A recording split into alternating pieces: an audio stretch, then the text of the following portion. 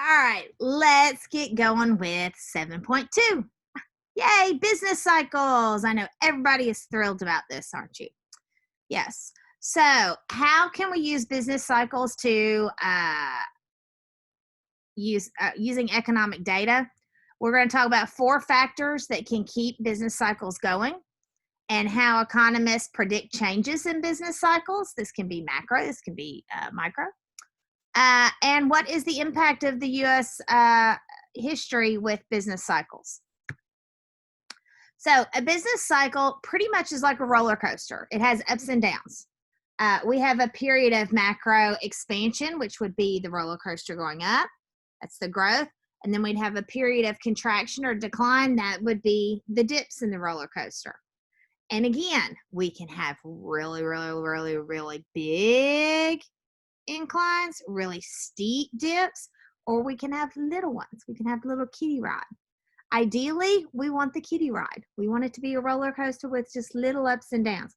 We don't want it to be, Mount Everest at Disney or the Rock and Roller Coaster. We don't want it crazy. We want just little ones.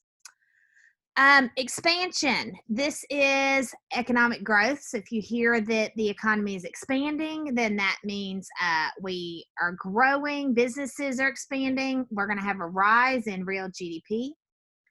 And we don't determine economic growth until we have a long-term increasing GDP. If it goes up for a month, we're not going to go, woo, we got economic growth. We're going to go, let's wait and see. And we want it to be one of those long hill, that roller coaster, you go on that very first one, you're going up a long time. That's what we want, nice and steady incline. The peak is going to be the height of the economic expansion. Again, it's when you get to the top, and then all of a sudden, you kind of go to here, and then you start going down. That's going to be a contraction. When you start having a decline, that's the contraction. Now, with that roller coaster, I'm still using the roller coaster. When the roller coaster gets to the bottom and it levels out and then starts to go back up, that's the trough. That's the trough, okay? That's the lowest point in the contraction. Now, we have different terms like recession and depression. And I always used to think before, what is it? Is it a recession or is it a depression? A recession is a prolonged economic contraction. So the economy is declining. This is what we had in 2008, the Great Recession. The economy was declining. Now, a depression is a deep recession, but it has a few other factors with it as well. High unemployment and low economic output. So we've got several things going on here besides just an economic contraction, okay? Stagflation. This is where GDP, our output, declines along with an increase in inflation. So in stagflation, we had this was rampant in the 70s. We were producing less goods and services, and more people were, our inflation was going up. Things were costing more, but we were producing less. Business investment. This is investment spending by businesses that helps create additional jobs. If a factory builds a second plant and creates more jobs, then that's great. That's going to help increase GDP and expand the economy.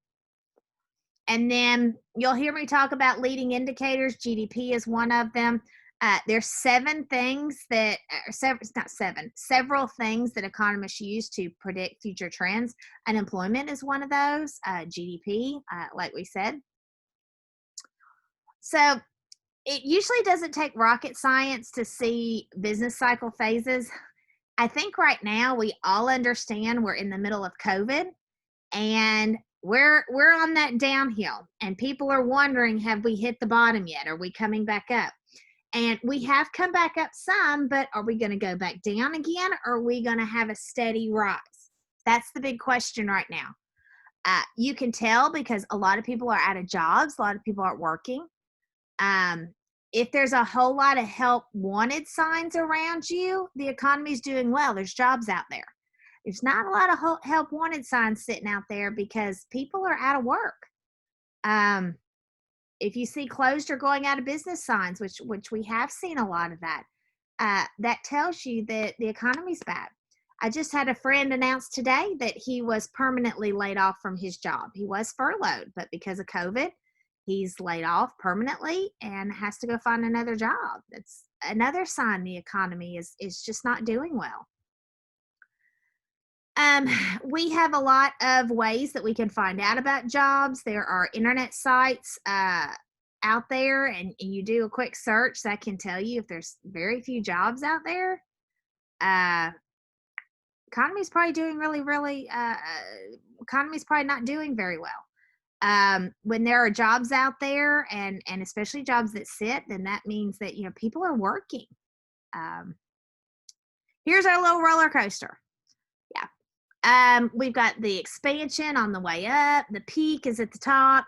Then on the fun ride down, well, on a roller coaster, it's a fun ride down, but in the economy, it's not. Then we have that trough, and then we have an expansion. And again, this keeps going and going and going. It does. Sometimes they're really, really tall. Sometimes they're small. We really want to try to get it where it's a straight line. What drives the business cycles? We can have a shift in a business cycle, and it can have many causes. Right now, we're going to say the cause is COVID. Yeah, it's a big one right now. I think everybody would agree that our business cycle has greatly been affected due to COVID. A sharp rise or drop will set off a series of events that bring about the next phase. COVID did that too.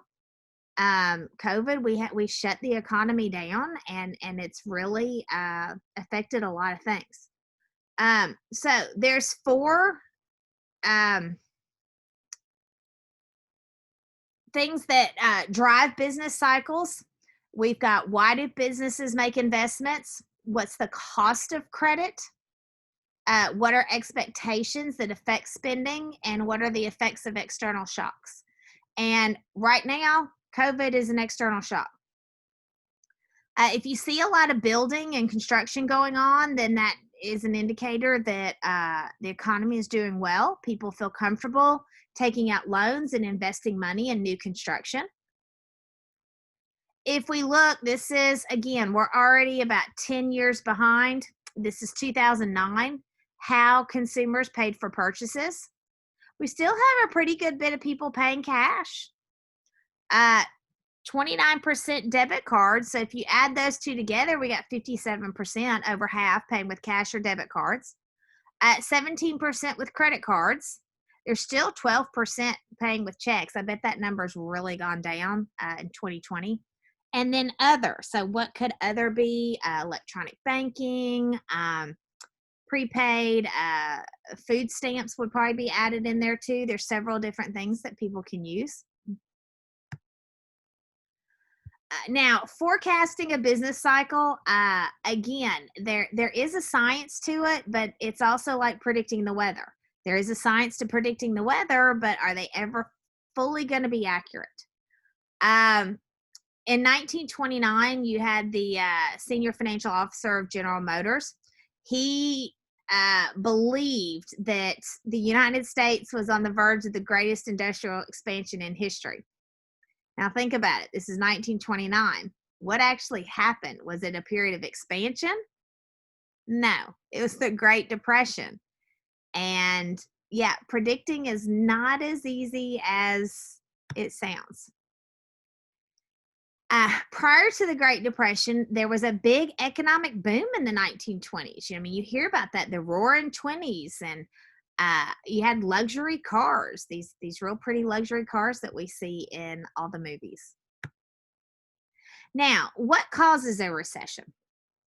And again, we're sitting here now. I don't know if they've fully called it a recession. We are in one, but and this is where we were in January and February. We were at the peak. We now can look back in January, February, probably beginning of March. We were at a peak. Businesses were expanding, spending was up, unemployment was historically low, and inflation was low. Then all of a sudden we have a contraction, and we had external shock. They use the example of war here. Well, yeah, we kind of are at war. We're at war with a virus. So COVID has been our external shock, and people have had to not work. That's greatly cutting into assets. They're laying off workers. They've pretty much stopped plans to expand because, I mean, how can you expand when you can't even get people to work right now, and social distancing and all this stuff? It's a really, really unpredictable time. So then interest rates and credit. This is one that I'm watching really closely right now.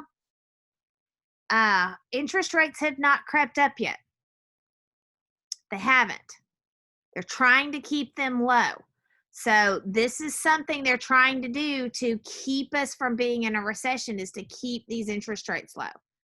And then if we as consumers are worried this is going to go on way too long, then it might discourage us from spending. We might want to hold on to our money, and then that's going to put us in this trough. We're going to put us in this deep recessional trough that we're waiting to start climbing out of, and it's just going to hurt businesses, and we'll see a lot going out of business.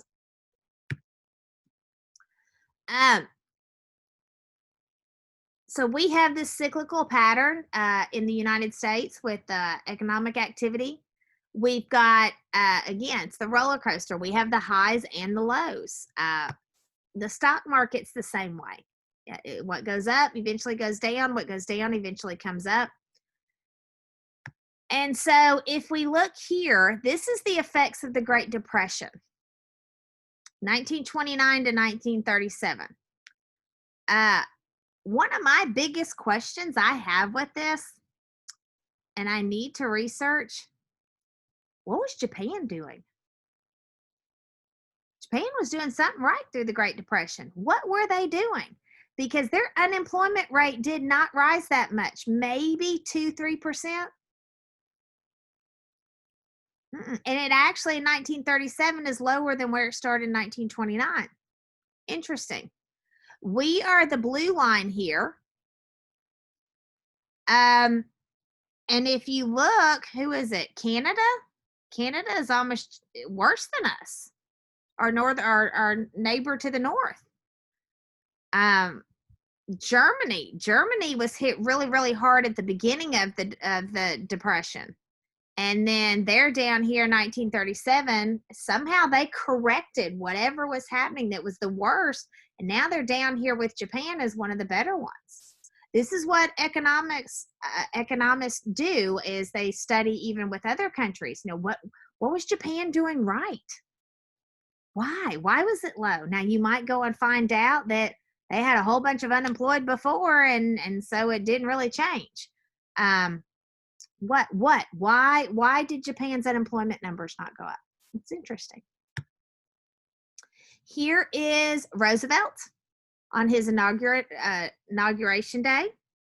Okay, that's where it goes around. Hey, I'm the new president. And that is 7.2. I know you're so happy, ready for the weekend. Hope you did good on your test, and I will see you all as soon as I get back. Happy economics.